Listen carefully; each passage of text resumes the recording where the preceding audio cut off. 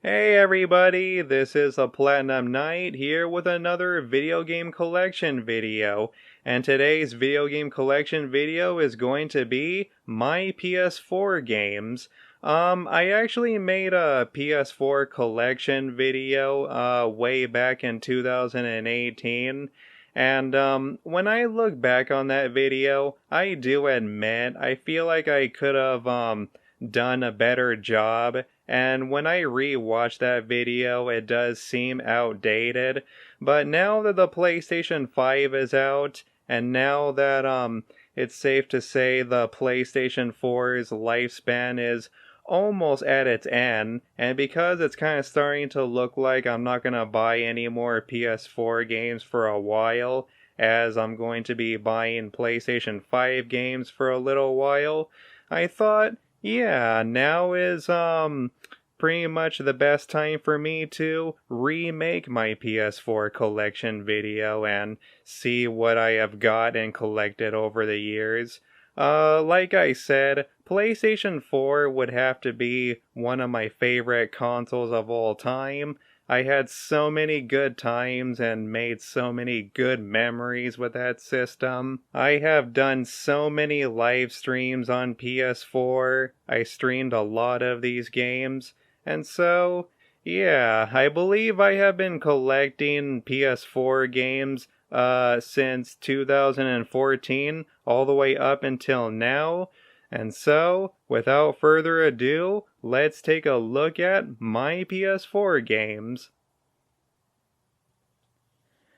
The first game we're going to be talking about is Shadow of the Colossus Remake, which I really like this remake. I mean, it is definitely much better compared to the PlayStation 2 and 3 versions, but I did do a review of this game way back when it came out, and the only thing I was really disappointed by is how they did not add any new Colossus. But that's okay though. I mean, this is technically far superior than the other versions, so I'm happy with this. It was remade by Blue Point, so I can't really complain too much, especially when they sold this for only $40. So yeah, I like the Shadow of the Colossus remake.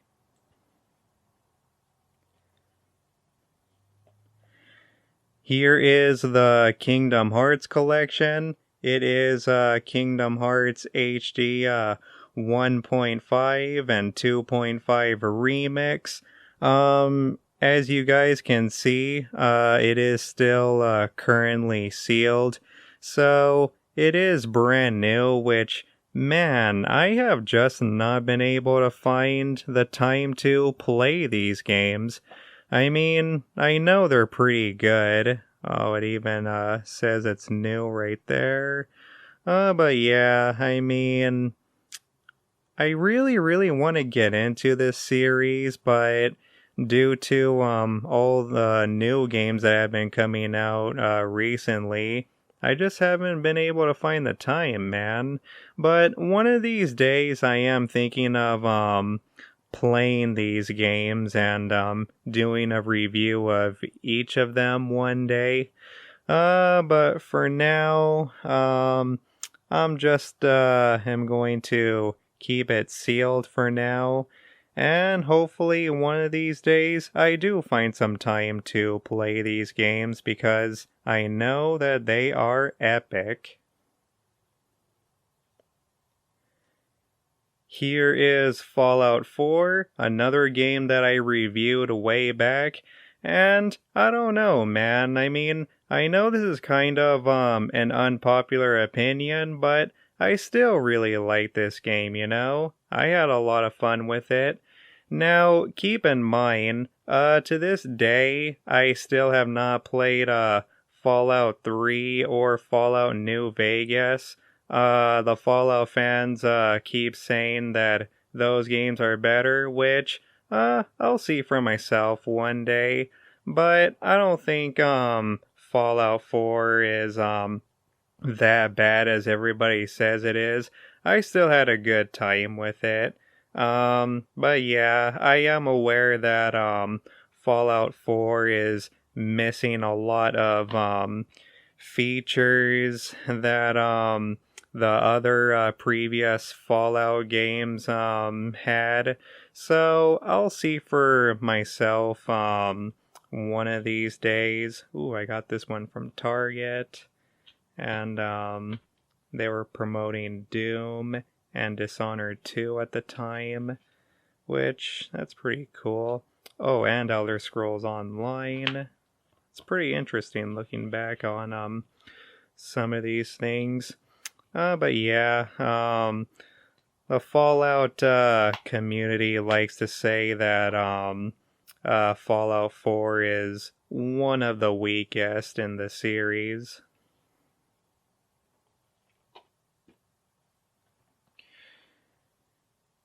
Say what you will about Fallout 4, but nothing compares to the disaster and a waste of money that is Fallout 76.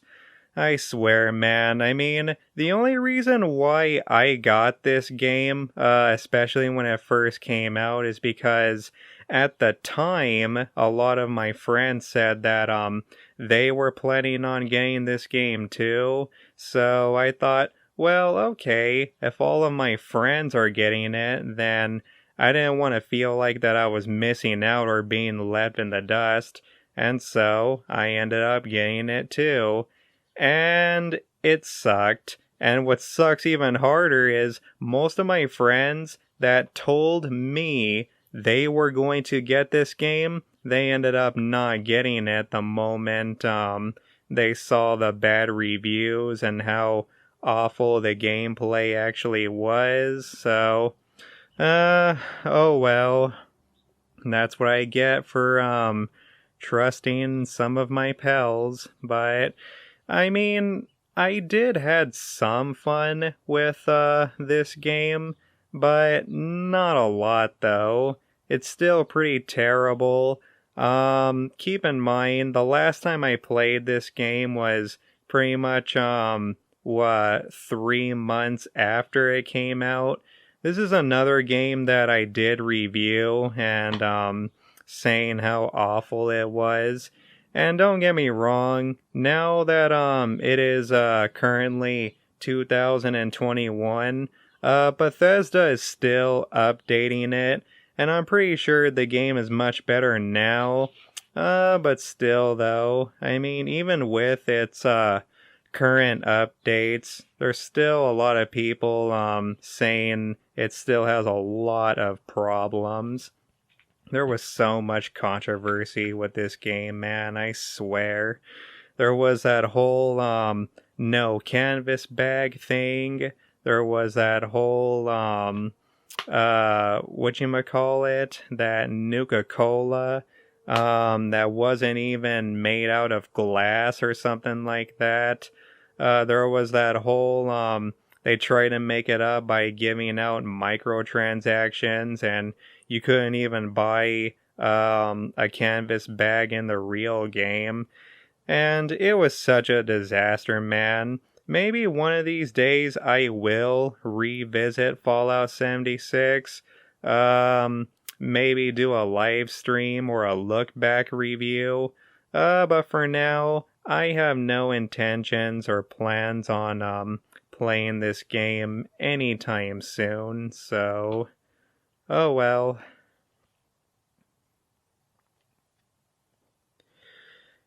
Here is Far Cry 5, the Gold Edition.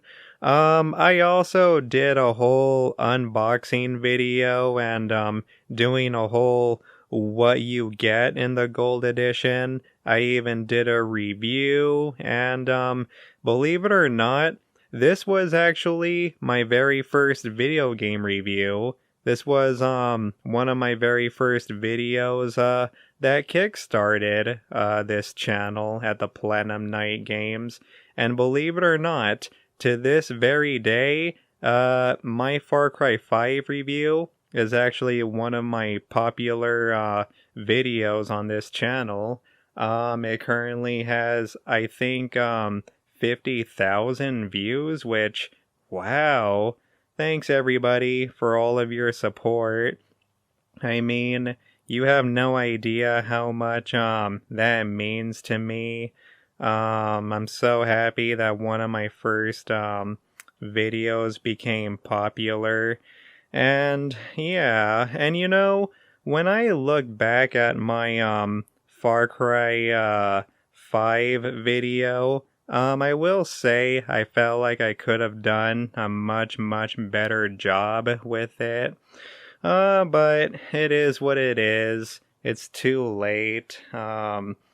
There's no reason for me to remaster it or remake it or anything. The gold edition has been out for quite a while, and I do still dig the look though. I like how it looks like it's inside of a church. It's got the Father on the front. But yeah, here is the inside. What are my current thoughts on Far Cry 5? Well, I mean, my opinions have changed. Don't get me wrong, I still like Far Cry 5. It's a good game. But most of the DLCs kind of lacked. The only good DLC that came out was Lost on Mars. Hours of Darkness was kind of lazy. And the zombies mode was meh, kind of boring, you know?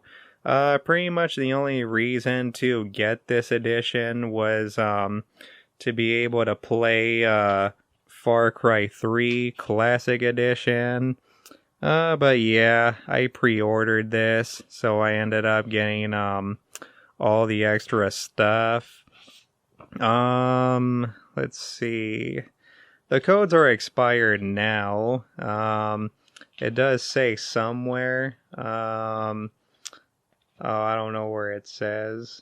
Oh, I think it's actually covered up. So, I believe the codes actually expired last year in 2020. So, for those of you, if you're planning on getting the Far Cry 5 gold edition, or at least in physical copy, brand new now, you're most likely are not going to get it. There are people on my Far Cry 5 gold edition video telling me that they did not get all of their stuff, which, sorry guys, the codes are expired by now. But when this first came out, I still liked it. I did play Far Cry New Dawn, but it's on digital, so yeah, I don't have a physical copy of New Dawn. And the reason why I got it digitally is because it was only like $12 around E3 time. But yeah, in my opinion, I think I got my money's worth for what it is. Here is the Dead Island Definitive Collection, which, not really. Like I said in my last PlayStation 4 collection video, I gave out an interesting story that for whatever reason, the PlayStation 4 only has the original Dead Island, and Riptide is downloaded.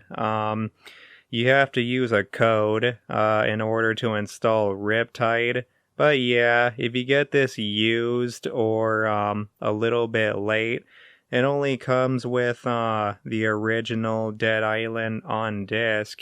But what's really weird is the Xbox One version actually has both games all in one disc. So yeah, Dead Island is on the disc, and Dead Island Riptide. How much time do people have? The code expires on, wow, 2026? Oh, cool. That's still a while away. So for those of you that want to get this collection in physical form, then I recommend you get it brand new until 2026. But yeah, I mean, that's kind of weird how the Xbox One version has both games in one disc, but not the PlayStation 4 collection. Okay, I guess if I had to take a good guess, maybe Microsoft most likely made a deal with them or something to have both games on their discs. But whatever. And for the record, in my opinion, I think both games are okay. Maybe I like Riptide just a tiny bit more. But I like the story a little bit better in the first game. But even though the Dead Island series is messy, buggy, glitchy, I still think they're fun games. If you can look past all of its flaws, you'll have some fun with it, especially in co-op mode. But yeah, I'd say Dying Light pretty much ground pounds this whole series by a long shot. There's supposed to be a Dead Island 2 coming out, but it's kind of starting to look like that's never going to happen, or at least not anytime soon. A lot of people are saying Dead Island 2 is most likely cancelled, but we'll see though. Deep Silver really has a long way to go. And speaking of Dying Light, here it is, everybody. Dying Light, the Enhanced Edition. I guess you can go ahead and say the Enhanced Edition is somewhat obsolete today, because Warner Bros. Games recently released a new edition called the Platinum Edition, which, hey, it's got platinum. But anyways, I mean, I have no interest in getting the Platinum Edition. This is pretty much my only copy, and I already told the story of my amazing cousin, who actually bought this for me for Christmas when I really didn't have any PlayStation 4 games to play at the time. But yeah, my cousin Juan was super kind enough to get me this edition, man. Thanks a lot, Juanito. I appreciate it. It came with pretty much most of the DLC. So yeah, it came with the following. It came with extra weapons and costumes and all of that good stuff. And yeah, man, I mean, I love Dying Light, man. It just became one of my favorite games, and I so cannot wait for Dying Light 2. Dying Light 2 is supposed to come out I think this year. Yeah, it's supposed to be coming out in 2021 in December, right on time for Christmas. I'm hoping for the best, that it's not buggy or glitchy or anything, but I highly doubt it though. Dying Light was made by Techland, the same makers of Dead Island, and so they pretty much moved and collaborated with Warner Bros. Games, and they ended up making this masterpiece, and it turned out to be amazing. So yeah, one of these days I will review this game someday, if I ever get a chance or if I have some spare time. But yeah, right now my main focus is to get Dying Light 2 on the first day, and I'll most likely do a first impressions video about that. But anyways, once again, thanks a lot, Juanito. I'll pretty much always thank him for this nice Christmas gift. Dying Light is awesome.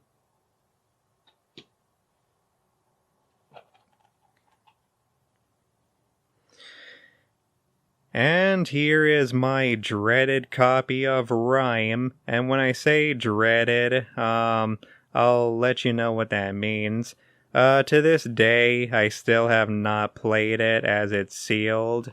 It's brand new, but I already told the story multiple times that, I actually got the physical copy of, Rime, pretty much on the same month. It became free for PS Plus, and it literally just came in the mail as soon as it was even announced that it was going to be free for PS Plus. So, oh well, I mean, maybe one of these days I will sell my copy of Rime, or maybe I'll just end up giving it to somebody. But yeah, technically I have the digital version of Rime. Maybe one of these days I will review this game someday. But after getting it for free for PS Plus, I haven't really been itching to play it anytime soon. So yeah, we'll see. But as a whole, I kind of do feel like I wasted just a little bit of money getting the physical version. Here is South Park, The Fractured Butthole. Yeah, the title is meant to be humorous. But to this day, I still have not been able to find some time to play any of these South Park games. This is a game that my uncle actually gave me for my birthday. I forgot what year. I think he gave this to me for my birthday in, 2017? Yeah, I think in 2017 or 18. It was one of those years. But as you can see, it includes the Stick of Truth. And if you've seen my previous PS4 collection vid, I told the story of the code for the Stick of Truth. It actually ended up expiring, believe it or not. Where was it? Oh, here it is. Yeah, the Stick of Truth is not on disc, so you have to download a code. But notice how it says... Oh, wait, hold on a minute. Notice how it says it expired in 2018, which, man, the camera's not focusing. Whatever. Sorry if you guys cannot see that, but the code says it expired in January 2018, and even though it expired, I actually put in the code anyway, and believe it or not, I still got South Park: The Stick of Truth, even though the code technically expired. So, remember everybody, even if a code says it expired, you might as well try putting it in anyway, because it may not be expired after all. So, that was pretty cool. And thanks again, Junior, for getting me this South Park collection, man. He always keeps asking me, when am I ever gonna play these games?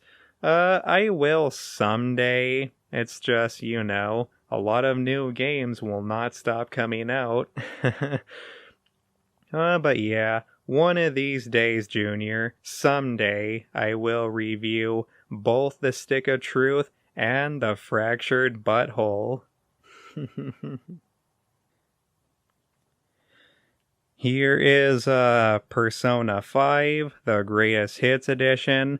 I do have a interesting story about my copy, or how I got my copy of Persona 5. Well, I have a friend, my PSN friend, named Iron, and, one day, we were just casually talking about video games, and, I once, told him, I'm kind of interested in, playing Persona 5 one of these days, and he told me that he had this game, but here's the kicker though. It turns out he had 2 copies of Persona 5. Why does he have 2 copies of Persona 5? Even he doesn't know. So even if I ask him why, yeah, even he didn't know why he had 2 copies of Persona 5. So we ended up making a deal. I ended up telling him, "Hey, Iron, I will buy you I think it was Soul Calibur 6 or Soul Calibur 5 for his birthday if he gives me his spare copy of Persona 5." And so we did the deal. That means I bought him that new Soul Calibur game for his birthday, and I ended up getting a copy of Persona 5 in return. And I played a little bit of Persona 5, and I like it, but the reason why I stopped playing it is because when I tried to live stream this game, I don't know why Atlas continues to do this, but they don't allow you to technically live stream their game. Keep in mind, I still live stream directly from PlayStation 4 and 5, so that's the reason why I'm not allowed to stream this right now, because it's technically blocked, which is so stupid, man. I don't know why Atlas is so strict with this. They supposedly have taken down videos and YouTube channels that have tried to live stream this. So once I found that out, then that's when I realized, yeah, I don't think I'm going to play or live stream this game anytime soon. Maybe one of these days I'm gonna try again, but right now, I just haven't gotten into it, people. The farthest I made it to was I was getting ready to expose that corrupt gym teacher at the beginning of the game. So, oh well. But yeah, one of these days I will give this game a go again. Maybe especially on my own free time. And of course, I have Kingdom Hearts 3, which, once again, the same thing goes to me not opening the Kingdom Hearts collection. It's just one of those series that I just haven't had time for, It's one of these games that I would like to try one day, and even though I have them, I just haven't been able to find the time. So, oh well. But yeah, technically I pretty much have all the Kingdom Hearts games, but I just haven't had any spare time to play any of them, which means I am capable of doing a Kingdom Hearts marathon if I really wanted to. But yeah, one of these days, guys, one of these days I will marathon and review the whole entire series. When will I do that? I don't know. Probably in the year 2045. But nah. I know that these are amazing games, though. Here is Minecraft, the PlayStation 4 edition. This was one of those games where, for the longest time, the same thing goes to Kingdom Hearts and, what was that other game I just talked about? Kingdom Hearts and South Park. Minecraft was one of those games where, for the longest time, I just did not have time for, man. And I still don't really have time for Minecraft, because this is a fun and a really addicting game. I pretty much only put in, 2 hours of this game? Yeah. I pretty much, I did live stream, Minecraft as soon as I got done, making that, Minecraft Lego video, which, by the way, I actually just made a new, Minecraft Lego video with, me building the Skull Arena, so if you want to check that out, be my guest.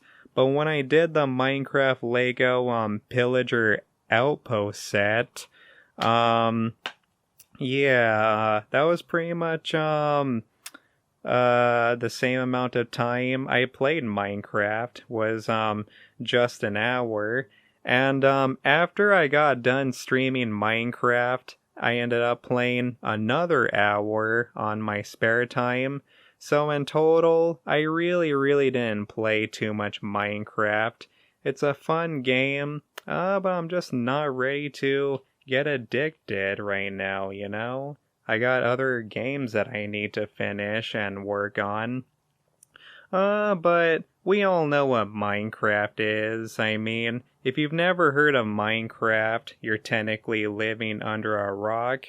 We all know it's a fun and addicting game, so I don't think I need to explain what Minecraft really is. But one of these days, I will try to get back into it and live stream it some more.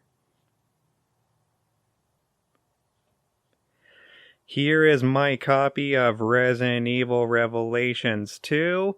And this is gonna be kind of an unpopular opinion, but I don't really like this Resident Evil, people.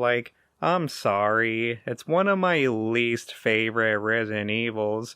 I mean, don't get me wrong, it is technically a good game, and I did like the idea of Capcom bringing back Claire Redfield, and I like the idea of them bringing back Barry Burton. I mean, it was nice of them to bring back these two classic characters back into the series. But I just couldn't get into it, you know? I didn't really like the story. I didn't really think it was really all that scary. I mean, I get it. I mean, it is called Revelations for a reason. But you know what? Even I think the very first Revelations game is actually far superior than this, you know? Capcom was trying to do something really different and unique with this installment, and this is one of those games that was just a hit and miss for me, you know? Most of the time it was a miss. Sometimes it was a hit. But yeah, I just couldn't get into this Resident Evil, people. I'm sorry. And don't get me wrong, it is technically a good game. But for a Resident Evil game, it's just not exactly my taste. But I can understand why, some people do like, Revelations 2. By the way, it's pretty cool how they try to, mimic the R.E.2 eyeball, like in the original front cover. So that's pretty cool how Revelations 2 does nod back to Resident Evil 2, but not even nostalgia was enough to keep me interested, you know? But like I said, Revelations 2 is still a good game, and I respect everyone's opinions on why they like it. So, yeah, don't take my opinion seriously. I recommend, if you're getting into the Resident Evil series, then try this game out for yourself. You may actually really enjoy it. And of course, I still have my copies of Resident Evil 5 Remastered and Resident Evil Origins Collection. And the reason why I showed these games together is because, once again, my awesome uncle gave me both of these games. But you know what? I'm going to start with the Resident Evil Origins Collection first. The Resident Evil Origins Collection comes with both the Resident Evil 1 Remake, and it comes with Resident Evil 0. Both of these games were originally GameCube games, and they actually still surprisingly hold up very well. I mean, the RE1 Remake still feels like a game that looks like a modern game today. And Resident Evil 0, well, I'm gonna try not to talk too much about it because, believe it or not, I do plan on doing a Resident Evil retrospective series, but I'm not gonna start with the first game though. I'm gonna start with Resident Evil 0, and then I'm gonna work my way up to the top.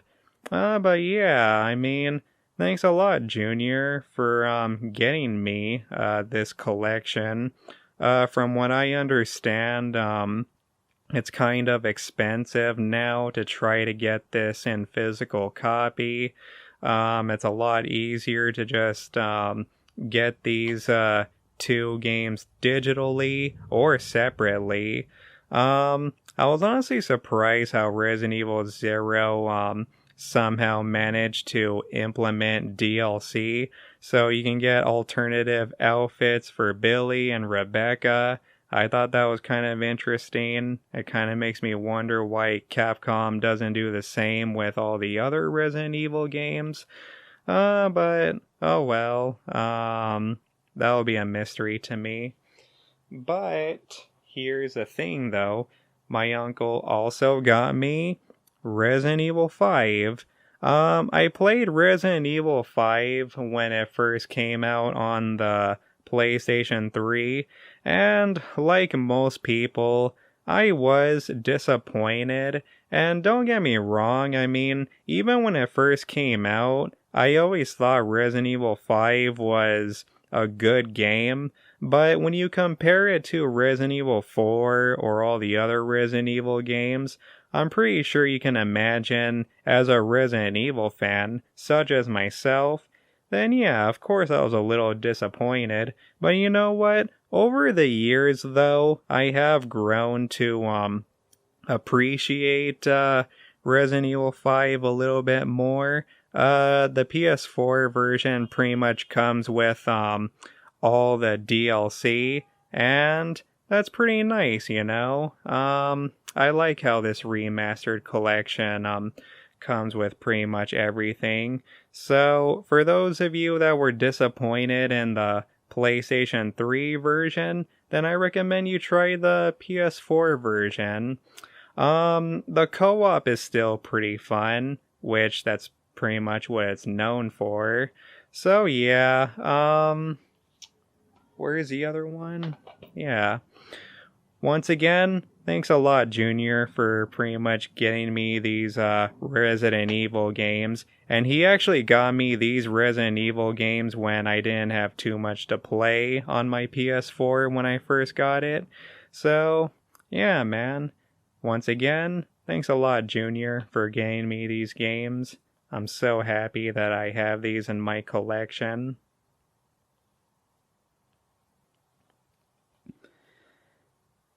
I have Detroit Become Human, probably the best out of the Quantic Dream trilogy. One of these days I do plan on reviewing the whole Quantic Dream trilogy one of these days. But right now, Detroit Become Human is by far the best out of the trilogy. I think I like Heavy Rain the second best, and I like Beyond Two Souls as not my least favorite, but the weakest out of the trilogy. But yeah, Detroit Become Human is awesome, and I really, really wish I would have reviewed it when it first came out. I got Spider-Man, the PS4 version. To this day, I have not played the DLC yet. Maybe one of these days I will. I played a little bit of Miles Morales when my uncle got his PS5. And yeah, they still hold up really, really well. But yeah, I love this game, man. This is another game that I reviewed around when it first came out. And I'm thinking about getting the PlayStation 5 remastered version of Spider-Man. But what I do not like is, I don't like how they changed Peter Parker's face, you know? I don't like how they changed Peter Parker's face to look just a tiny bit more like Tom Holland, which, don't get me wrong, I understand why they did that, but I don't know, man. I just liked it better when PlayStation 4 version of Peter Parker had his own identity, you know?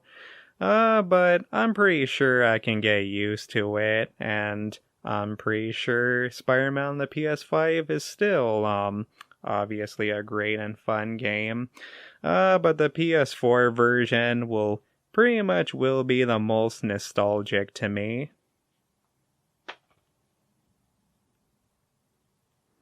Here is my copy of Far Cry 4, and even though it says limited edition, I actually ended up getting my copy of Far Cry 4 used at a pawn shop for like $10.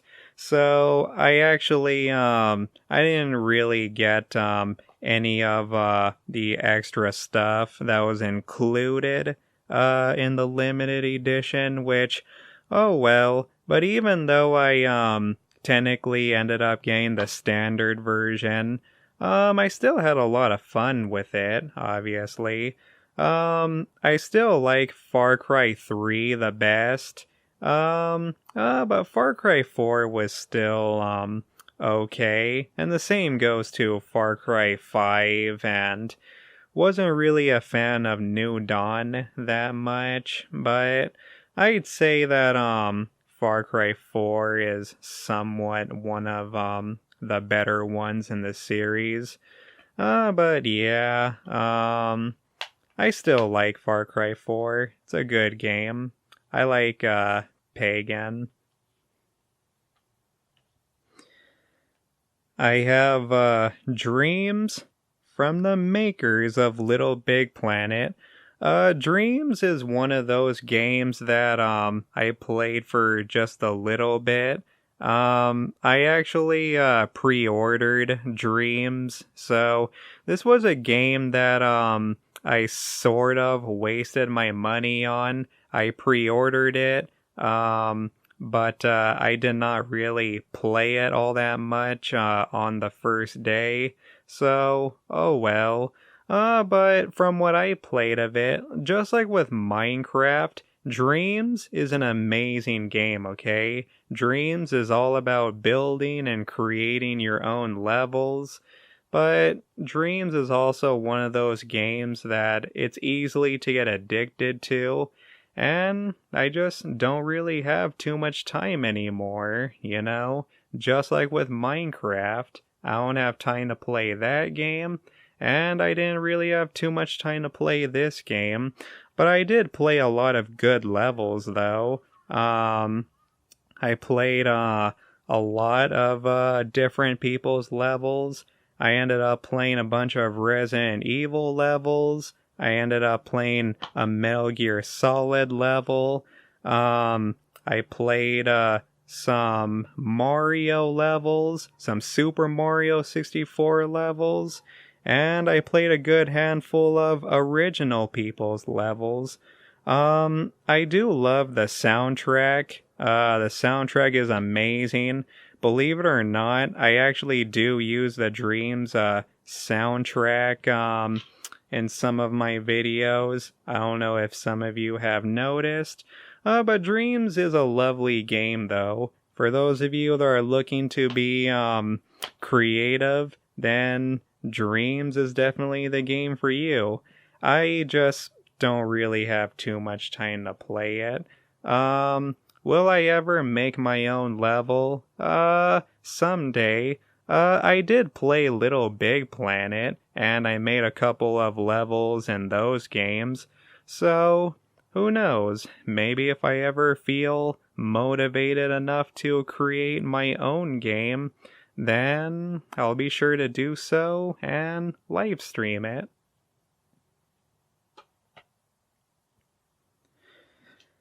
I have a Root Letter. This is a visual novel, and because this is a visual novel, this is something that some of you might be surprised that I even have this. But keep in mind, everybody, I'm also into anime.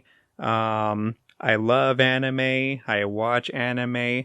A lot of you don't know this, but I even have an anime channel, and I'm really trying to get invested in more visual novels. But yep, I'm pretty sure that's something that I've been saying a lot. I just don't really have too much time, you know.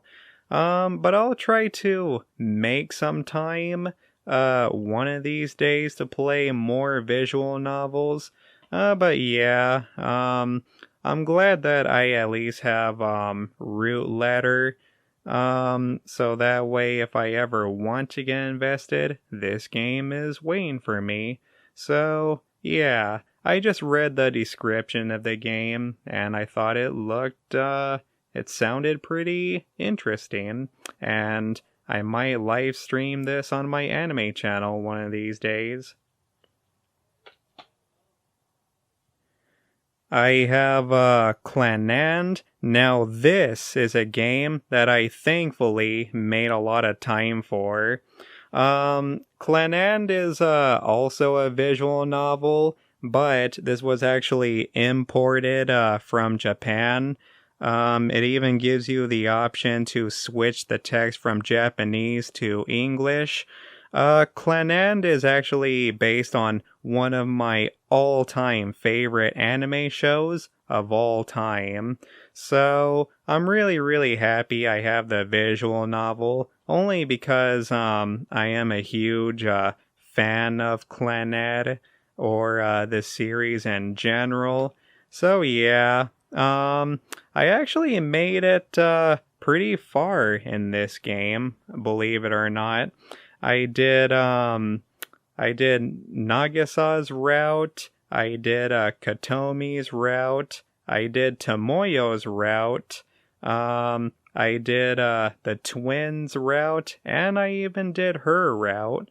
The only route I have not finished was Fuku's route, but I'll get back to it one of these days. So that pretty much means I have not done Fuku's, nor have I not played Clannad After Story yet, or at least the After Story section with Nagasa. So I'll get back to playing Clannad After Story, but it's just nice to see everybody else's route, and I'm thankful that I am at least halfway done with this game.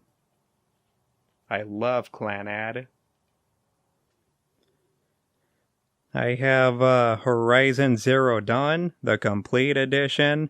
I used to have the original Horizon Zero Dawn, but the reason why I got rid of it is because I wanted this edition, but I didn't just sell my old copy. What I ended up doing with my original standard edition for Horizon Zero Dawn is I actually gave it to one of my cousins for his birthday. So yeah, I gave my standard edition copy to my cousin, and I ended up getting the complete edition. For those of you that are wondering, yes, the DLC does come in the disc itself, so that's pretty nice. Yeah, nowhere does it really say anywhere that you have to download the code to get Wildlands.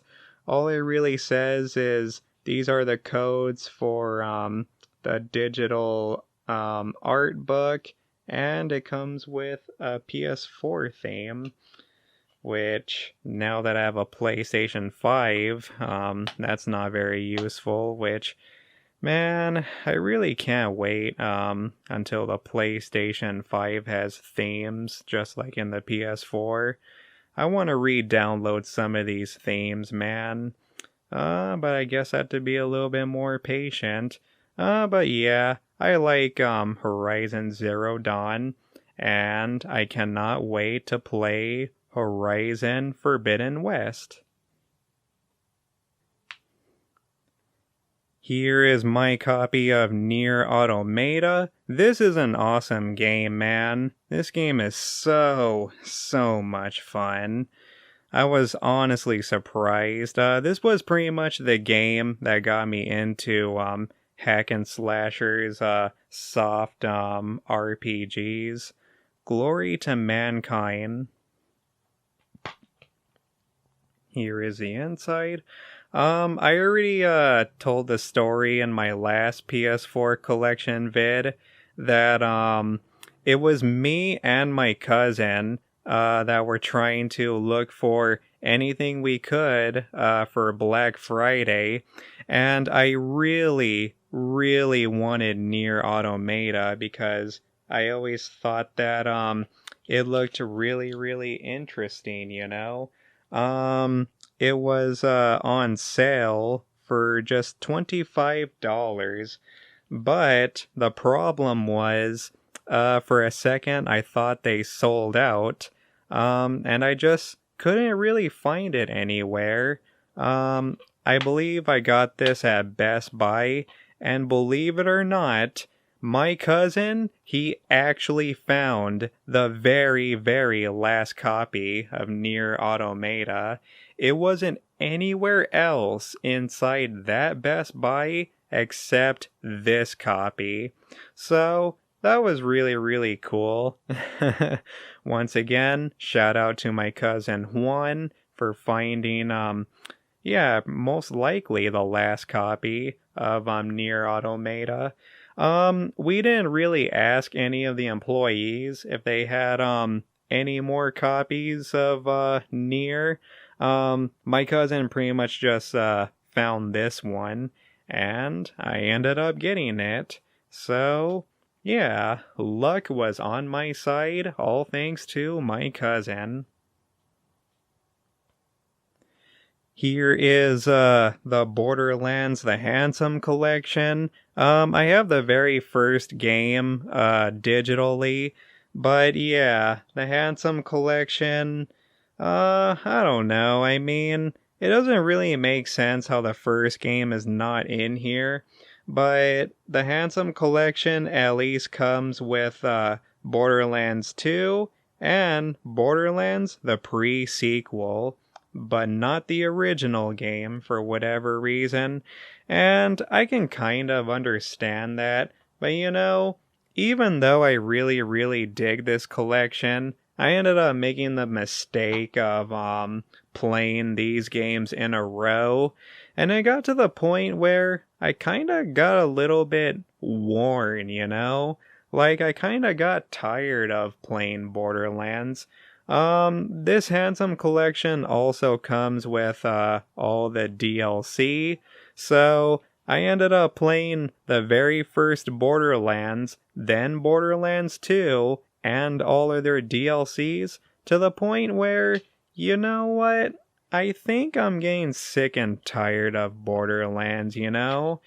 It got to the point where I just felt like I was doing the same thing, you know? So that means, technically, I never played Borderlands, the pre-sequel. So, yeah. And of course, to this very day, I have never played Borderlands 3. Not just because I boycotted it because Randy Pitchford is an asshole. But another reason why I never played Borderlands 3 is because by the time Borderlands 3 was already coming out, I just didn't really want to play any more Borderlands anymore, you know?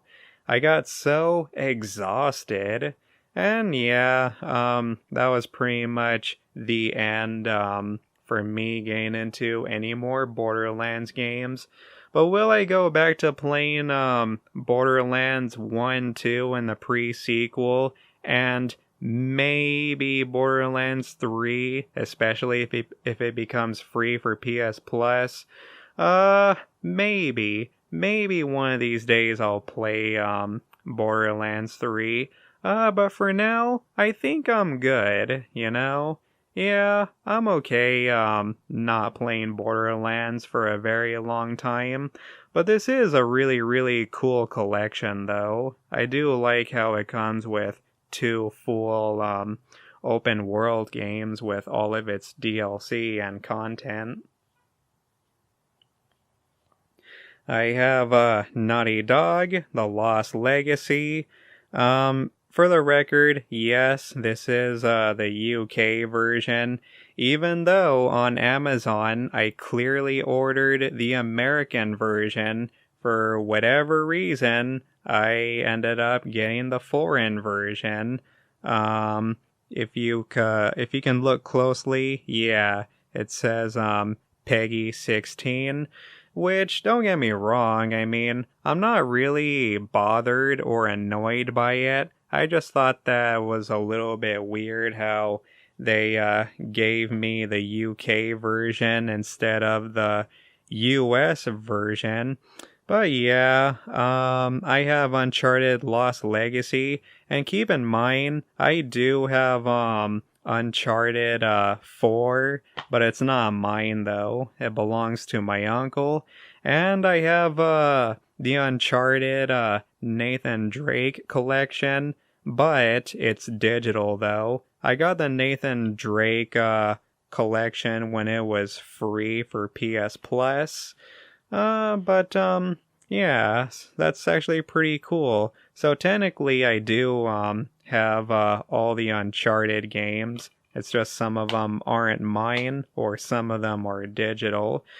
But I actually really, really liked Uncharted The Lost Legacy, which this was around a time when Naughty Dog used to be the shit. Now they're kind of too SJW and woke and a little bit on the PC side, especially when it came to The Last of Us 2, which, oh well, even though Naughty Dog went completely woke, I will always love the original Uncharted games, and of course the first Last of Us. I have Crash Team Racing, Nitro-Fueled. I actually had a lot of fun with this game, playing with all my friends and everything. Now, this was one of those games that a lot of my friends also told me to get, but at least this time, my friends actually got this game. And because this time my friends were being a little bit more honest with me compared to them saying they were going to get Fallout 76, at least we all ended up getting and having a lot of fun with Crash Team Racing. It's pretty much the equivalent of Mario Kart.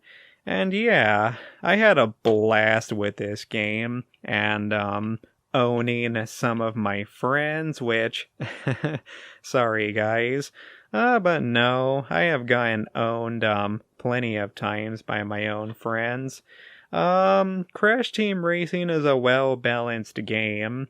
I haven't really been playing it that much lately. In fact, the last time I played it was back in December 2020, I think. Yeah. I just haven't really been keeping up with this game, people. And because it was made by Activision, for those of you who have not heard, right now Activision/Blizzard is currently going through a lawsuit right now, supposedly for sexual assault charges. And yeah, a lot of people are not exactly in the mood to be playing Activision games right now.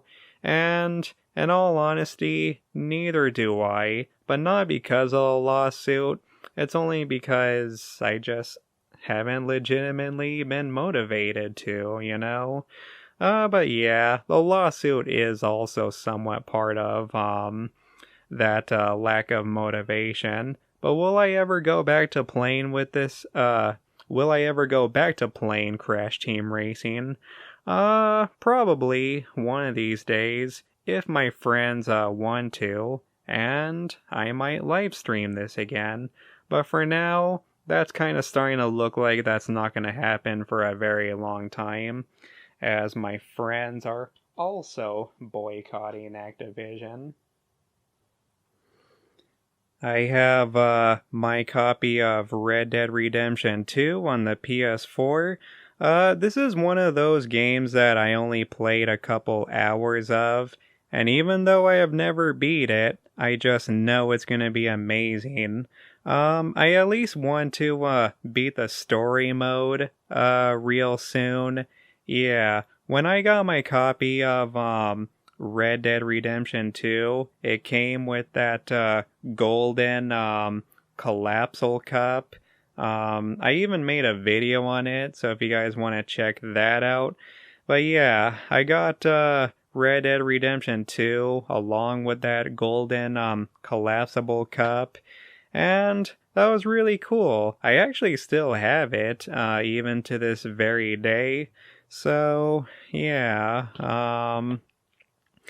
here are the discs. One is the data discs, and one is the normal disc. It even comes with a map, which, that's one thing you really gotta love about Rockstar, man. Rockstar knows how to keep consumers happy. Well, besides them taking forever to make Grand Theft Auto 6, no, I still think they somewhat got it. But yeah, one of these days I'm gonna try to get back into Red Dead Redemption 2. Maybe I'll stream it on Twitch. Maybe I'll play on my own time. It's pretty much something that I have been debating for quite a while. But yeah, in case you were wondering, yes, I still have my copy of Red Dead Redemption 2, along with that collapsible cup. Here is my copy of the Bioshock Collection. This is the one that comes with pretty much all three games. It comes with Bioshock 1 and 2, and Bioshock Infinite. I played Bioshock Infinite and 1, and I know this is going to be a very, very unpopular opinion, but I don't like the first Bioshock, man. I mean, it's one of those games where, okay, I appreciate for what it did, and I can see where the first game was going, but I just didn't like it, you know? Like, I didn't like the twist at the end. The twist was kind of weak, and I saw it coming from a mile away, but to this very day, my favorite Bioshock is Bioshock Infinite. And I know that's a very unpopular opinion, but I just like the story better in Bioshock Infinite, you know? I have not played Bioshock 2 yet, so who knows? Maybe my opinion will change one of these days. But I'm sorry, everybody. I just couldn't get into the first game, you know? This comes in 2 discs. I believe one disc comes with just Bioshock 1 and 2, while Infinite just comes in 1 disc. Yeah, it even says up there at the top. But yeah, I'll play Bioshock 2 one of these days. But I did beat Bioshock Infinite and 1, so to this day, Bioshock Infinite would have to be my favorite.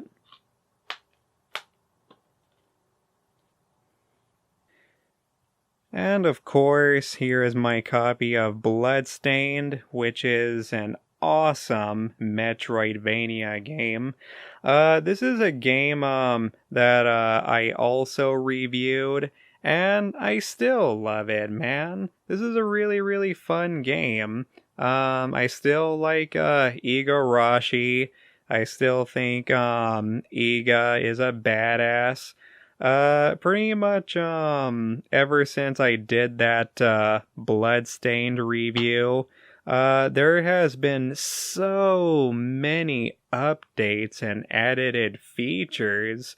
The last time, I played Bloodstained was, pretty much, in the beginning of, 2020.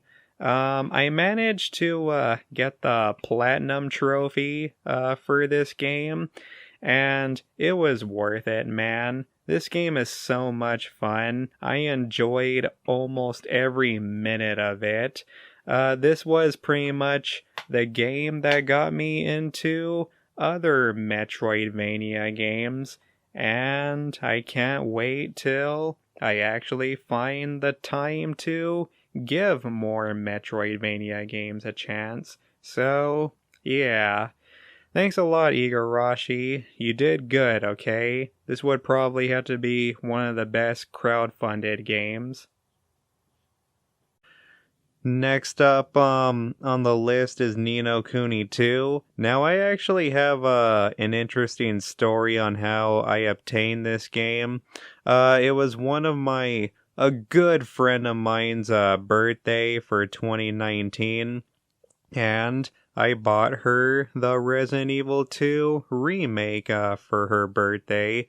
So for my birthday for 2020, she decided to buy me not really a gift card, but she got me one of those like one-time debit cards, and it had $50 on it. So what I decided to do with those $50 was I went to Target and I bought Ni no Kuni 2.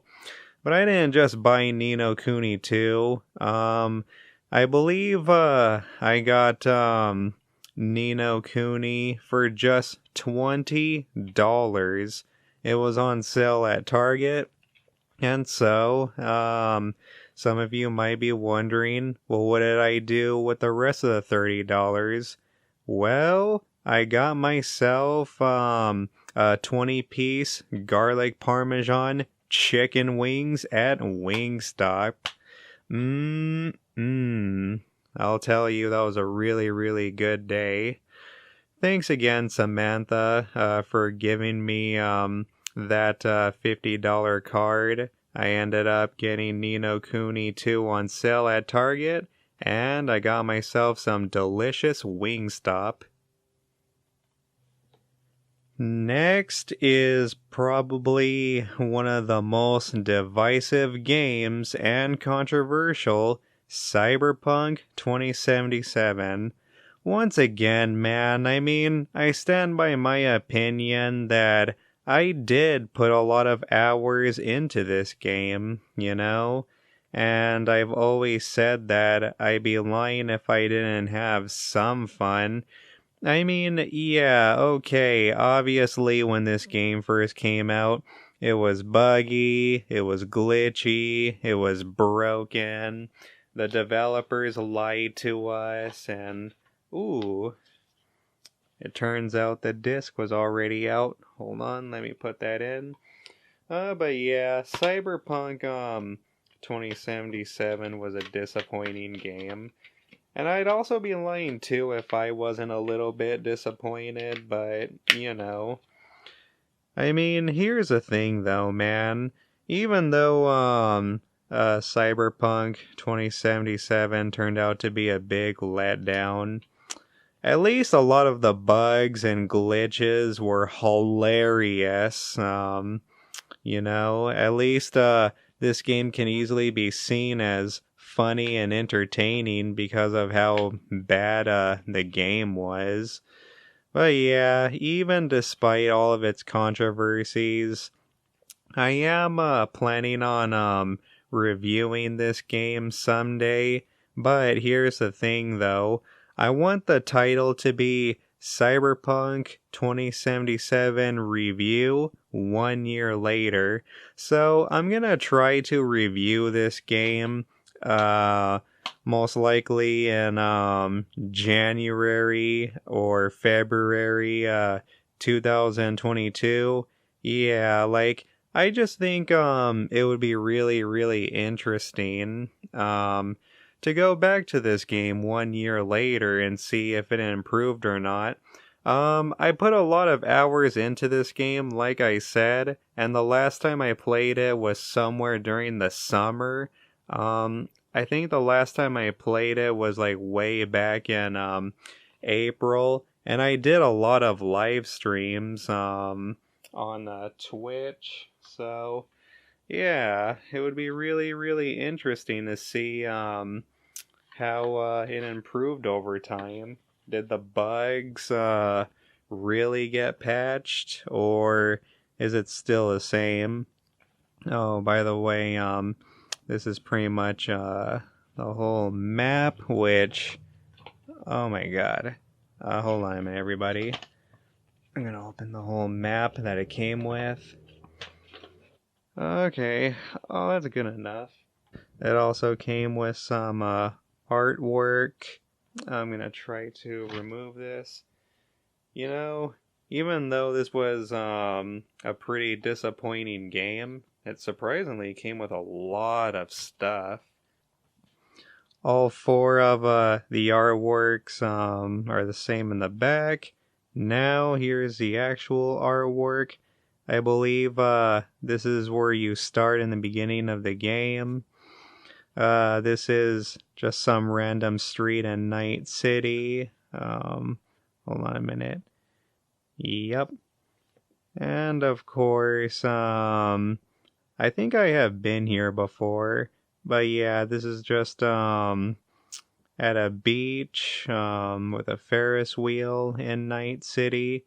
This place right here, I do remember this specific spot actually being abandoned and full of mobsters. So yeah, it's not exactly as peaceful compared to in here in the artwork. So that's pretty neat though. Let's see. What is this? Is this just more artwork or is this a manual? Let's see. Oh wait, yeah? Okay. This is not really an instruction manual. This is just more lore. Yeah, this is just more lore stuff. Okay. That's pretty cool, man. At least CD Projekt Red made an effort when it came to physical copies of this game. They gave us a map, some artwork, and a lot more lore.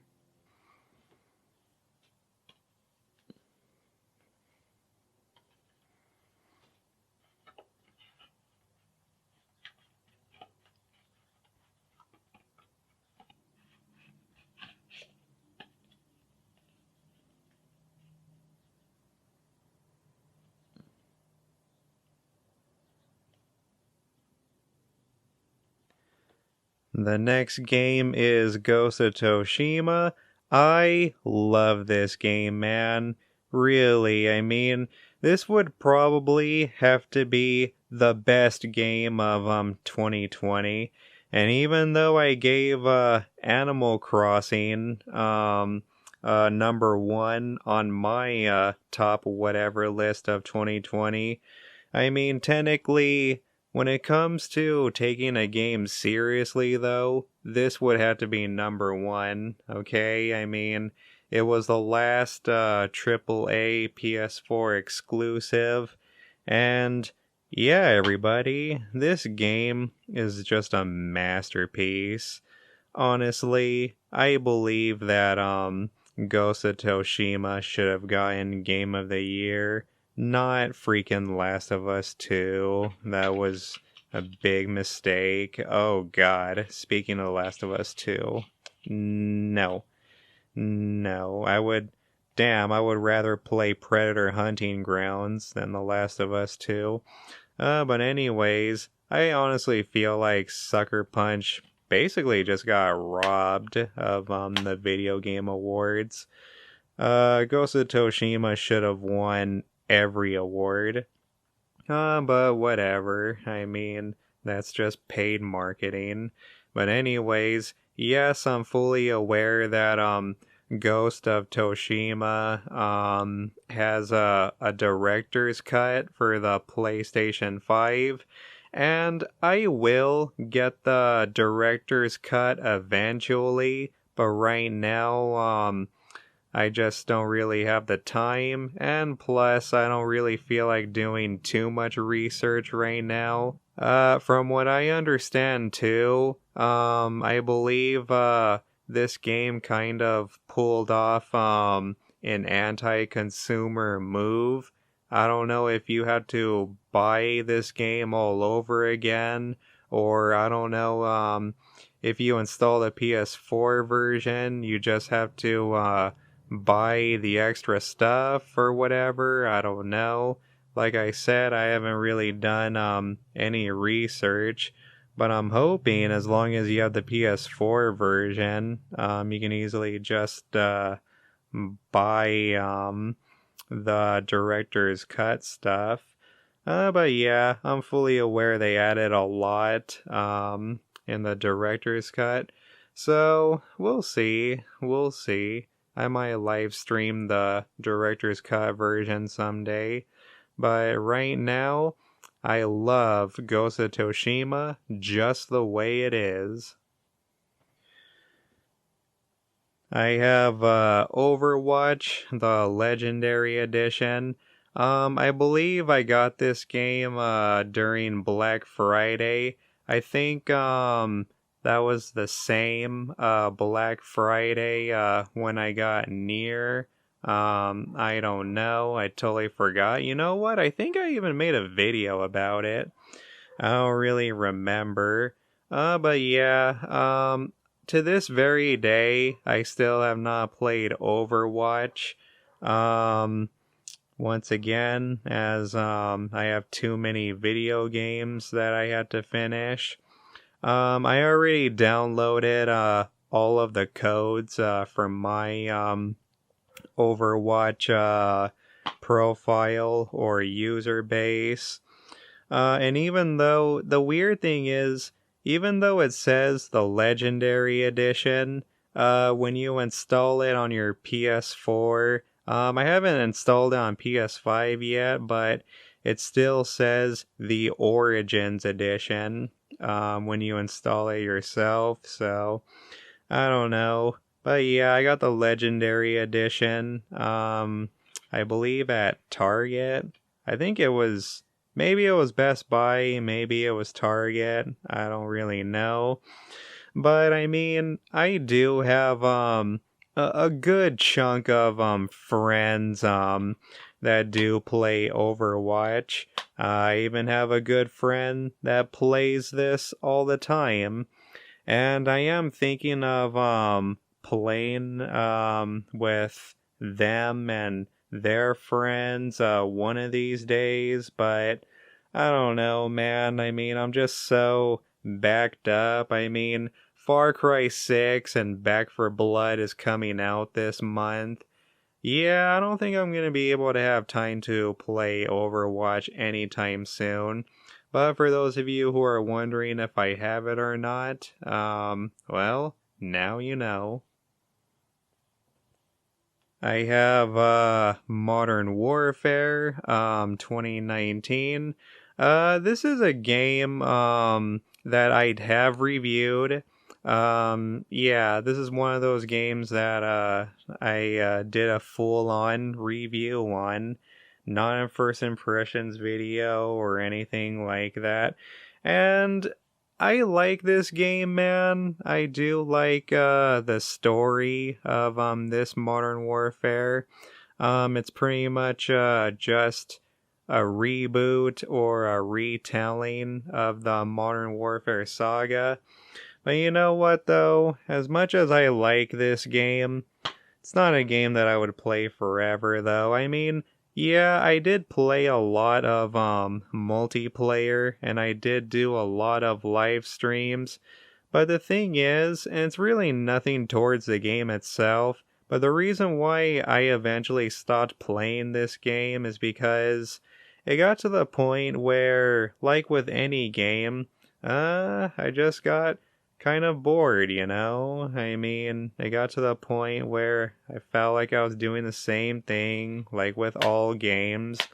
But another thing that really killed it for me was, I really didn't have any friends to even play this game with me, you know? I got tired of playing all by myself. You know, the reason why I still play Dead by Daylight to this day is because I have friends to play with.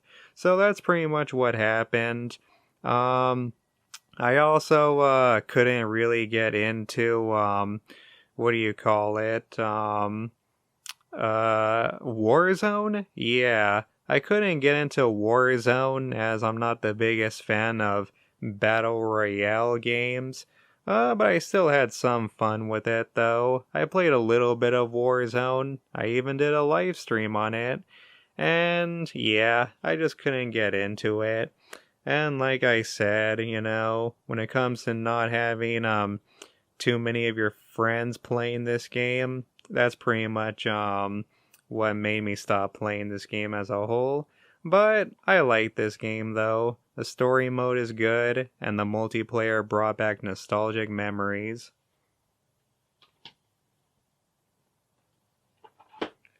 Ooh, speaking of Modern Warfare, here it is, everybody. Here it is. This is pretty much the Call of Duties that got me into Call of Duty in the first place. This was the very first, Call of Duty that I ever played. I mean, I have seen my uncle play the original Call of Duty trilogy, but I didn't really play it though. I just, would just watch him. But yeah, man, in my opinion, this would have to be the last time Call of Duty was ever considered, how do I put it, good or great. Yeah, this is the only Call of Duty that I remotely even like or love. I mean, don't get me wrong, I also love Modern Warfare 2 a lot, but my problem with Modern Warfare 2 was I just didn't like the story as much as this one. In my opinion, I think Call of Duty 4 would technically still have the best story out of the franchise. While I feel other Call of Duties have tried way too hard to be deep. I mean, this Call of Duty, it was good enough, you know? It wasn't too serious, but at the same time not too over the top. It was just right, you know? Hey, Call of Duty World War II. I actually got this game for free on PS Plus and did a live stream. A lot of people would like to say that this Call of Duty is outdated and it feels very, very basic when it comes to the multiplayer, and it does, but in my opinion, that's what kind of makes it special, you know? This Call of Duty being basic is actually what made it feel balanced, you know? It's not too crazy, it's not too over the top, it doesn't have 10 kill streaks or 100 guns or 50 attachments. Nah, this is where it first started. This is where I feel it perfected the multiplayer. And ever since then, Activision ended up going crazy with all the other Call of Duties. But yeah, that's pretty much what I like about this Call of Duty the most. It's basic, it's nice and simple, it's not too insane, and it was honestly the last time Call of Duty ever felt fair and balanced. To this day, I actually still play it, and I'm thinking of playing it again real soon someday. So, yeah. But this would by far would have to be my favorite Call of Duty of all time. I have Metal Gear Solid 5, the definitive edition. I used to have the standard version of Metal Gear Solid 5 back when it first came out. But the thing is, the reason why I got rid of my standard version is because I have always been that type of person where I like it when things feel complete, you know? So, the definitive edition, this is the one that comes with both Ground Zeroes and the Phantom Pain. Yeah, 2 games in one. And they're pretty much, they are the same game. Both Ground Zeroes and the Phantom game just felt like they were meant to be together, you know? If you're wondering, what did I do with my standard edition, I gave it to one of my cousins for his birthday, and he enjoyed it, from what he played. But yeah, the definitive edition also comes with, the extra weapons, it comes with gold skins and all of that good stuff. But yeah, I decided to get the definitive edition so I can play both Ground Zeroes and the Phantom Pain. I mean, I wouldn't say this is my most favorite Metal Gear game. In my opinion, I still love Metal Gear Solid 4 the best, but then again, that's not really fair to say because Metal Gear Solid 4 was the game that got me into this series in the first place. And plus, I just have more nostalgia. I mean, yeah, when it comes to Metal Gear Solid 5, the gameplay is technically better, but not really a huge fan of the story itself, you know? I feel Metal Gear Solid 4 had the better story in the series. But yeah, Hideo Kojima is just a genius. And it really, really sucks how this was pretty much the last time Hideo Kojima worked with Konami. And you know, if you couldn't tell too, notice how it doesn't have the Kojima production logo anywhere. Like that's how much Konami ended up despising him. They took off Kojima Productions off of their boxes. And of course, it's no secret too that Konami threatened to sue Mr. Kojima at the Video Game Awards from even attending to get his award that he clearly deserved, all thanks to Jeff Keighley exposing them. But yeah, that was really messed up, man. And of course, what Konami did with Metal Gear Survive was just awful too. To this day, I have never played Metal Gear Survive, and I don't think I ever will. But you know what though? Even though when it comes to hashtag F Konami, I will say Konami has been slowly trying to redeem themselves a little bit in recent years, but it's still not enough for me to fully forgive them though. And not to mention Hideo ended up doing just fine with Death Stranding. So yeah, I think things ended up working out okay in the end. What would be my thoughts and opinions if Konami made a Metal Gear Solid 6? I would probably give that a try, depending on what I see. But for now, I think it's safe to say that this is going to be the last Metal Gear Solid game. And it's such a shame too how this is technically the ending of the story. When in reality, though, the true ending was supposed to be seeing Big Boss finally become fully evil. But, unfortunately, I guess we're not going to see that in video game cutscene form. Oh well. Ooh.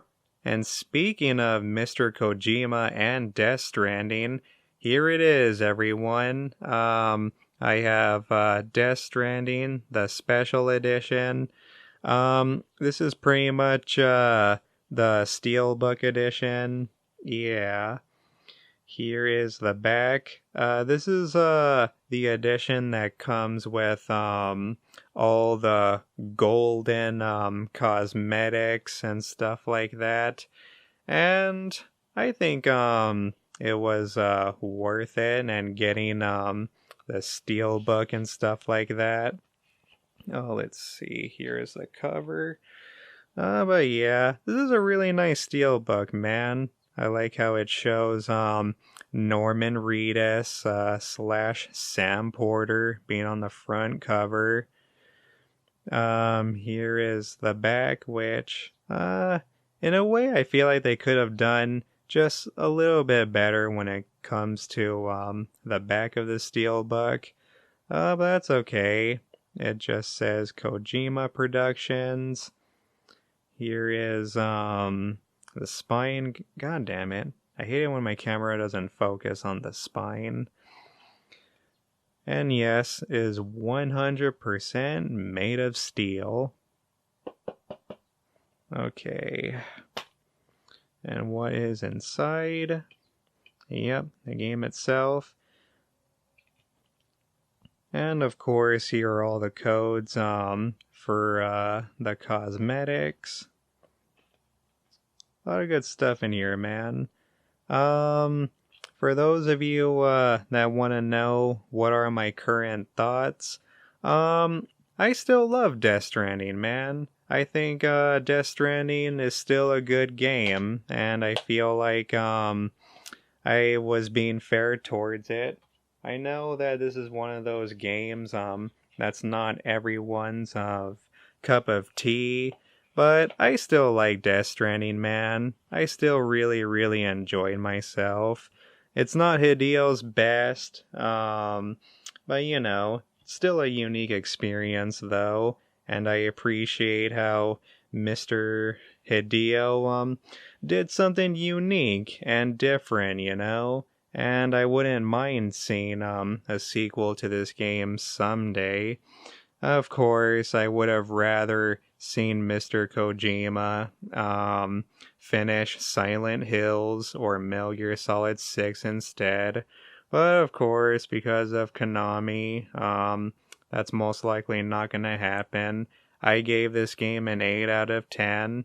And, I want to make something perfectly clear. There was one thing I said in my review that I misspoke on, and I should have clarified myself a little bit more. Um, I said something that I do not think this game is a masterpiece. Well, that's really, really not true. Here's what I meant to say in my Death Stranding review.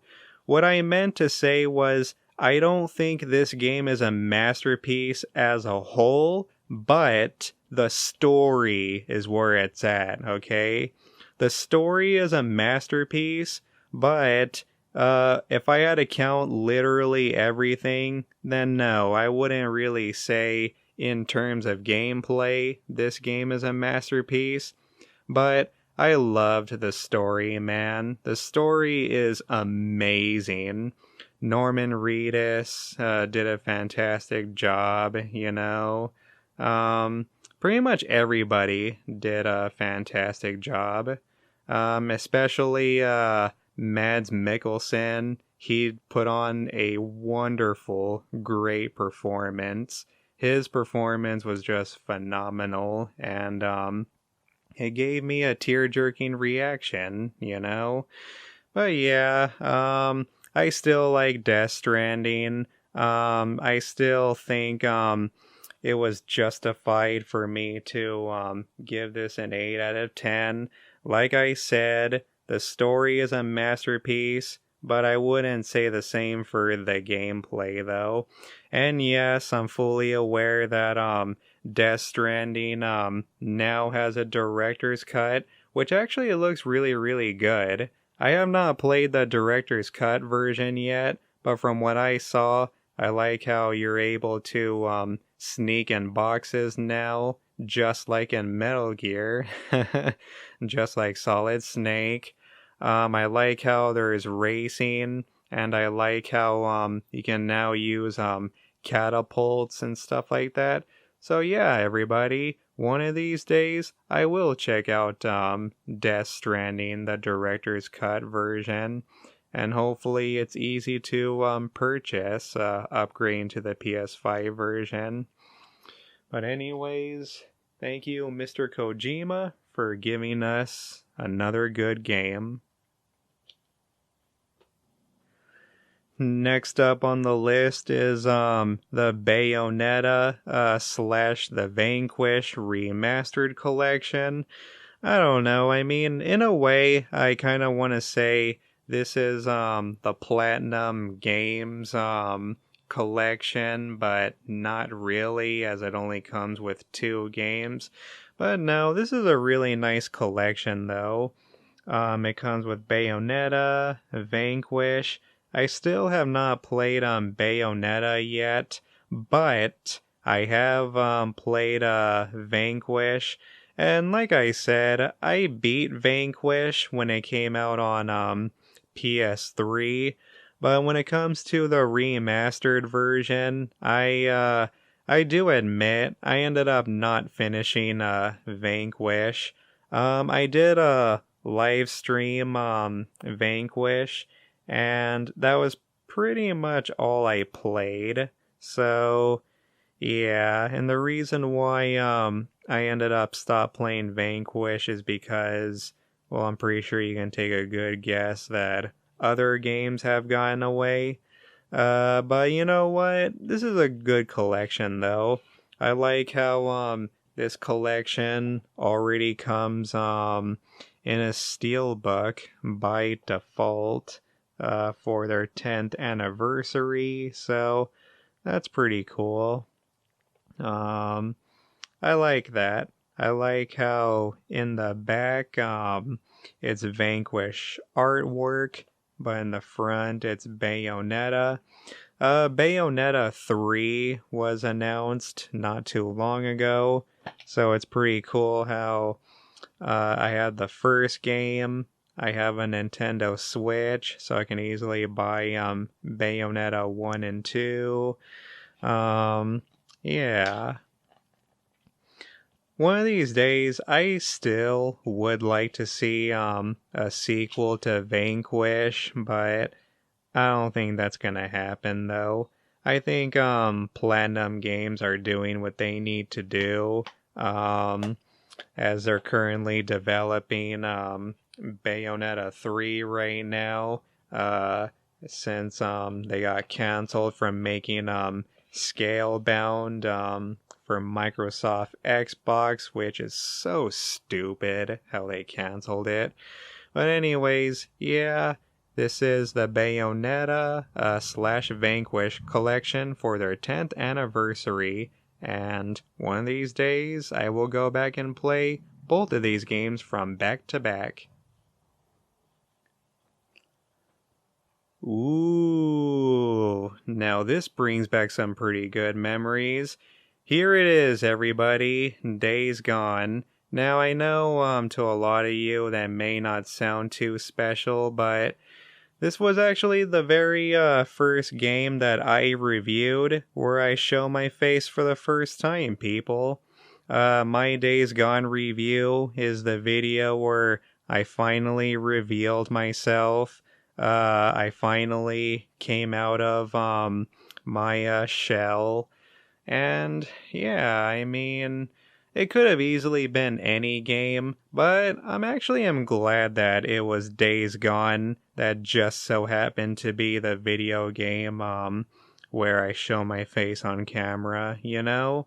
And what are my current thoughts on Days Gone? I still like it, man. I still think it's a pretty good solid zombie game, you know? I mean, I still had a lot of fun with it. But you know what? A lot kinda has happened since this game is released.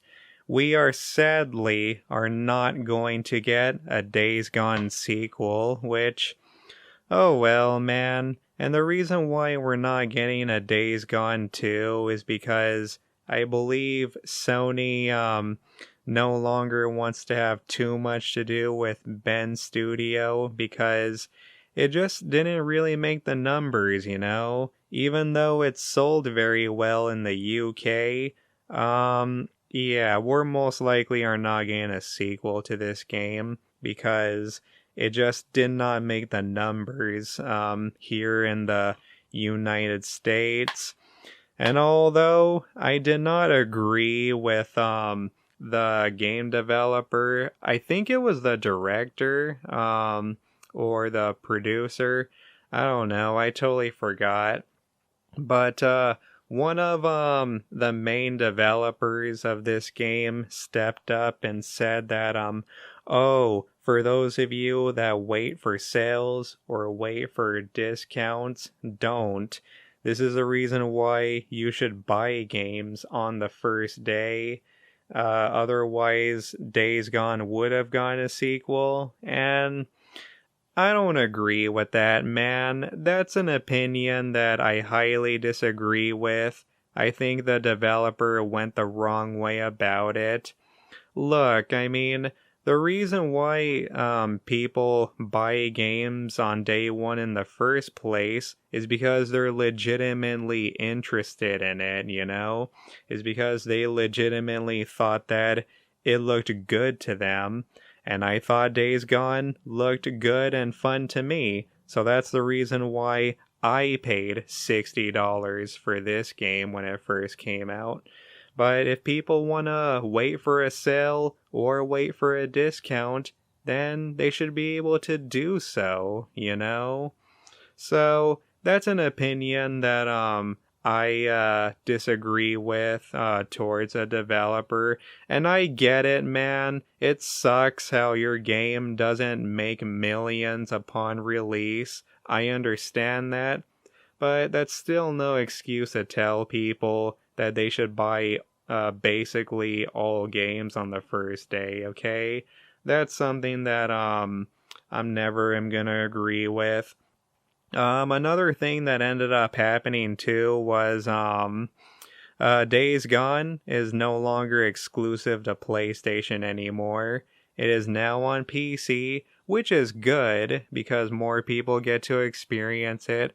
But yeah, it doesn't look like Ben's studio is 100% working with Sony PlayStation anymore. Their games are pretty much going to be on PC from now on. But overall, people, I still like Days Gone. I know some of my friends are currently playing this right now because it went on PC. And yeah, it's still a good game, people. And I am very, very honored that, I reviewed it.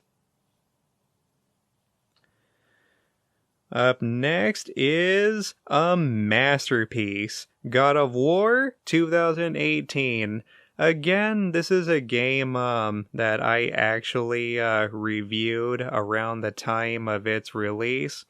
And you know what, people? I'm gonna have to be completely honest with some of you. When I reviewed this game, when I first reviewed God of War 2018, I admit I did not finish it, okay? Surprisingly, this game is pretty long, and there's really lots to do in this game, you know? But yeah, I admit I did not complete God of War 2018 when I did that review. And when I look back on that review, I honestly felt like I could have done so much better with that video, man. But the reason why I ended up reviewing this game without finishing it is because I felt like I was delayed as it is. I felt like I needed to hurry. I felt like I was in a rush. And it was just taking me way too long to beat this game, you know? But, you know, whatever. It is what it is. Maybe one of these days I will re-review God of War 2018.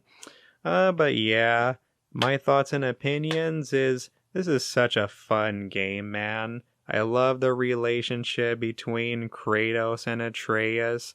This wouldn't really be my favorite God of War. My favorite God of War is still God of War 3. But yeah, I can understand why people think this is the best God of War now and why it's their favorite. And I respect those opinions, man. I get it. And I so cannot wait for God of War Ragnarok. God of War Ragnarok is supposed to come out next year in 2022, and from what I've seen, I think it's going to be just as great as this game. I have Skyrim, the special edition. This is the remastered version for the PlayStation 4. It comes with all the DLC and stuff like that. And I don't know, man. I know some of you are going to get pretty mad at me when I say this, but I just couldn't get into this game, man. I mean, I'm not saying Skyrim is good, and I'm not saying Skyrim is bad. It's just, I couldn't get into it, you know? I mean, I've said this before to a friend of mine in a live stream, but to me, Skyrim is just too much, you know? Like, to me, Skyrim is way too overwhelming for me. I mean, I like it to an extent. I think it's cool how it's one of those you can do whatever you want type of games, you know? I like how this is one of those games that you can possibly play for the rest of your life. That's great and all, but I don't know, man. Like I said with most games, I just don't have time for that right now, you know? I don't have time to play a game, one game for the rest of my life. But I respect everyone that loves this game. I respect people that think this is probably one of the best games ever made. So I get it, and ooh, I like how it really comes with a map. That's pretty cool. Oh, now I remember. I actually got this for $16. Yeah, I got Skyrim Remastered on sale for Black Friday. I forgot where though. I think it was either at Best Buy or Target. But yeah, man. One of these days maybe I will live stream this game, but not for a very long time though. But yeah, I don't really like Skyrim too much. To me, it's just too overwhelming. But I understand why a lot of you love this game. Here is the Final Fantasy VII Remake. Already, I like how the front cover mimics the original PlayStation 1 cover, or the original cover. It just shows Cloud holding his big blade. I love this game, man. I put this game on one of my top list of 2020. And yeah, I mean, I pretty much like all your party members. I like Aerith, I like Tifa. My friends constantly tease me all the time on how much I like Tifa and Aerith. And while I will say I don't feel like I'm all that obsessive about it, but you know, my friends wanted to make a meme about it. So, yeah, I mean, I don't know, if I had to choose on who do I like the most between Aerith or Tifa, I mean, looks wise, I really like the way Tifa looks. Um so yeah, when it comes to looks, I'll go with Tifa, but in terms of personality, I am going with Aerith all the way because she is such a sweetheart. But yeah, I don't really believe in waifus by any means, but if I had to really pick between the two, I guess I'll go with Aerith, only because she is such a sweetie pie. But I love Final Fantasy VII, man. I mean, Final Fantasy VII is one of those games that really surprised me, you know? This is one of those games that also got me more into hack and slash type of games with soft RPG elements. And maybe one of these days I will play the original Final Fantasy VII, but I'm just not the biggest JRPG fan, you know? I'm just not the biggest turn-based RPG type of player. So, to me, it might feel outdated, but this remake really did its job getting me into this series. And I can't wait for Final Fantasy VII Remake Part 2. I'm fully aware that there is now a PlayStation 5 version. It comes with the expansion pack. I forgot what it was called. Final Fantasy 7 Introgate or Interrogate? Yeah, I forgot what it's called. I think it's Introgate.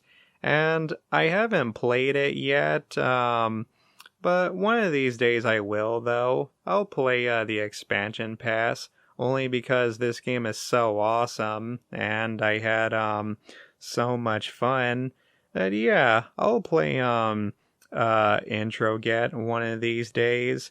But for now, like I said, a lot of new games are coming, so we'll see. Holy crap, dude. Okay, so pretty much the last couple of games is pretty much just gonna be Resident Evil stuff, and ooh, save the best for last. But yeah, let's see. Where do I even begin? Let's see. No, you know what? I'm gonna go with that. Up next is Resident Evil 7. I thought about going in order, but no. I'm just gonna get Resident Evil 7, the Gold Edition, out of the way first. I still like Resident Evil 7, man, but I mean, like, I don't know. I don't really... To me, Resident Evil 7 doesn't really feel like a number in the series type of Resident Evil, you know? It feels kind of short, and it really just doesn't have the variety compared to most Resident Evils, you know? And now that Resident Evil 8 or Resident Evil Village is out, it kind of does show. I mean, don't get me wrong, when this game first came out, I was happy that it went back to its roots, but to me it still felt like it was missing something, you know? And I really can't put my finger on it. But Resident Evil 7 is still a good game, you know? Wasn't really a huge fan of Ethan, but once again, thanks to Resident Evil Village, I actually like Ethan a little bit more, you know? Let's see. Yeah, the Gold Edition comes with all the DLC. I think I got this on sale. Did I get it on sale? Oh, I don't know. But yeah, even on the disc it says the Gold Edition. But don't get me wrong, I still like Resident Evil 7, okay? I still liked going through the haunting mansion and running away from the Baker family and battling Evelyn and stuff like that. But, yeah, Resident Evil 7 is just one of those types of games that's somewhat of a hit and miss for me, you know? But I do really appreciate how this Resident Evil had the guts to just focus on pure horror. Up next is the Resident Evil 2 Remake, the Deluxe Edition. I love this game, man. Honestly, this would have to be one of my all-time favorite modernized Resident Evil games in recent times, okay? Better than Resident Evil 7, better than Resident Evil Village, better than, obviously, the Resident Evil 3 remake. But I don't know, man. I mean, there's just something about Resident Evil 2 Remake that really worked. This game is a freaking masterpiece. And although I will say, I still love, the original, Resident Evil 2 better, that's okay, you know? I think, I almost want to say I love, both the original RE2 and the remake evenly, but the only thing I did not like about the Resident Evil 2 remake was how they handled the B scenarios, you know? That's really my only gripes with this remake. I don't like how they messed up the B scenarios. But everything else was perfect, though. Oh. I actually wrote down a mini guide for me on how to solve the puzzles. Look at that. See, everybody? That's how passionate I am when it comes to Resident Evil. I am such a fanatic. And I'm trying to get a a Resident Evil retrospective series going on this year, starting with Resident Evil 0, but I don't know when I'll be able to get to it, people. I'm at least promising I'm gonna try to get it done by the end of this year. But yeah, I love this remake, man. It was such a great remake. And while I will say it's not the best remake, I like the original RE1 remake a little more. But that's just my thoughts, though. But Capcom did everything they could to make this work. No wonder it took them so long to finish this game. And it kind of does make you wonder, what if Capcom would have had one extra year to perfect this game? Because I saw some concept art that did not make it into the final game. Obviously we're never gonna know. But that's okay though. The Resident Evil 2 remake is fine the way it is. Minus the B scenarios. Here is the Resident Evil 3 Remake Steelbook Edition. It's got Nemesis looking Nemesis-y on the front cover.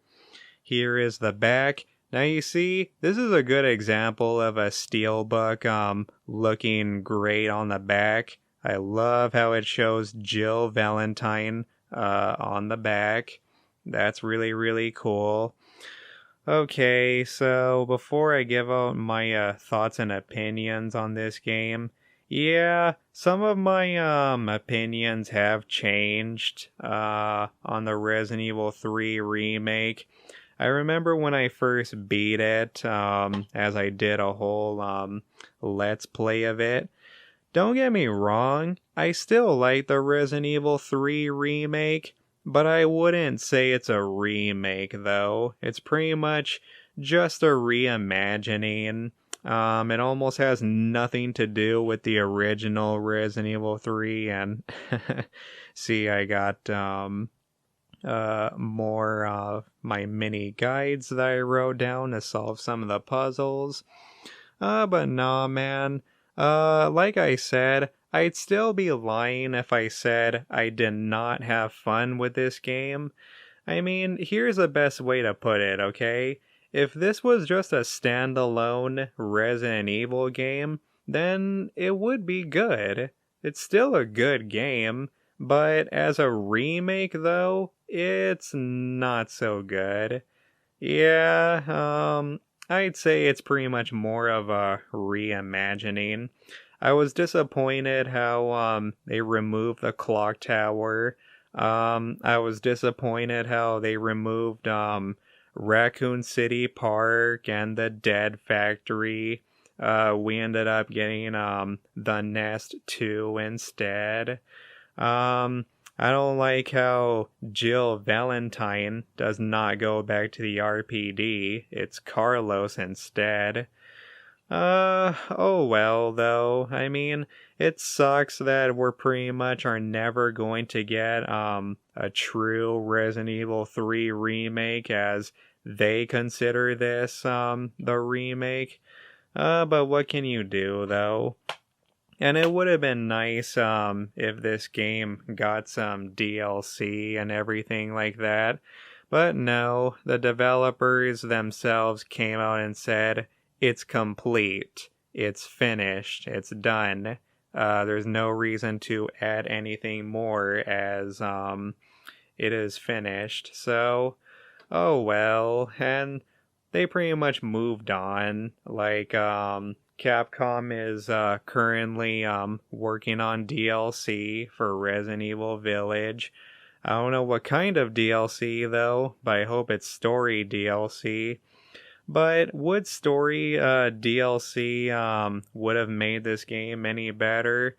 Possibly, most likely, if they added the clock tower and the park. But sadly, we'll never know. And there are currently fan-made Resident Evil 3 remake, so at least that's something. But here's the thing though, I once made an unboxing video about this, and some of you may be wondering, what did I do with my standard edition of Resident Evil 3? Well, I'll show ya. Here's the thing though, what I did with my standard edition cover was originally what I was gonna do was, it was one of my friend's birthday, and what I was gonna do was I wanted to give him my standard edition for the Resident Evil 3 remake, but what I was gonna do was I was gonna buy the R.E.3 remake, just the disc by itself on eBay, and I was gonna put that disc in my standard case, but that ended up not happening. What ended up happening instead was the box to my Resident Evil 2 Remake Deluxe Edition. It actually ended up breaking. Like, the middle part right here actually broke. So I had to replace it with the Resident Evil 3 standard case. So technically, this is actually, this PS4 case is my standard version of Resident Evil 3. And I pretty much just put the Resident Evil 3 front and back artwork together in my Resident Evil 2 case. So that's what ended up happening. And some of you may be wondering, well, did I still get my friend the Resident Evil 3 remake? Yes, I did actually. I still bought him the R.E.3 remake, which I honestly should have been a little bit more honest with him. I did not tell him I bought him RE3 new. Yeah, I originally told him I was gonna give him my copy along with an eBay disc. But that's okay though. He still has not really played it to this day, as he once said that he wants to start with Resident Evil 1 and then work his way up in order. Kind of like what I'm trying to do with my retrospective series. So, yeah, everybody, those are pretty much all the Resident Evil games I have for the PS4. Last but totally not least, Batman Return to Arkham Collection, signed by the one and only Kevin Conroy, the voice of Batman. Ooh, I am so happy that he managed to sign this, man. That was just a good day. If you're wondering how did I get his signature, I managed to get it from him at Comic-Con Revolution in 2018, which that was just a good day, man. I mean, going to Comic-Con Revolution 2018 was an experience. It was the very first time I went to a Comic-Con. And yeah, it was overall the first time of me even meeting a celebrity in person, you know. I even shook his hand right after he signed my copy. Here is the back. And for the record, yes, it's in a protective case because obviously this copy of my Arkham collection means deeply to me. So yeah, it's in a protective case. I can easily take it out, which this case has been doing its job. I don't know if you guys look closely, see those scratch marks? Yeah, it's been doing its job, but I'll take it out of the protective case just for 1 second, and it's kind of hard to open. That's how well it does its job. Okay. There we go. That's one. Okay. It's made out of 100% plastic, hard plastic. Okay. Oh, hold on a minute. This is going to take some steady precision. Okay. Alright, I got it. And here is what my copy of Return to Arkham collection looks outside of its protective case. Wow. And I know this is going to be very, very hard for some of you to believe, but to this very day, man, I have never, ever played any of the Arkham games. And I'm pretty sure some of you can take a good guess why. That is because I just did not have the time. But don't get me wrong, of course I'm gonna play these games one of these days. Maybe not anytime soon, but I guess one thing some people were disappointed by, they were disappointed on how Arkham Origins is not in here. And I do like how both Arkham Asylum and Arkham City come in their own discs, but not Arkham Origins, though. You know what? As a matter of fact, to this very day, I don't think Arkham Origins is remastered at all. And I know a lot of people say Arkham Origins is technically the weakest out of the trilogy, but no, I mean, that's still not an excuse to at least not remaster it. I mean, come on, Rocksteady, remaster all of them. I also, keep in mind, I also never played Arkham Knight, so I never really played any of these Arkham games, but I know that they are amazing masterpieces of works of art.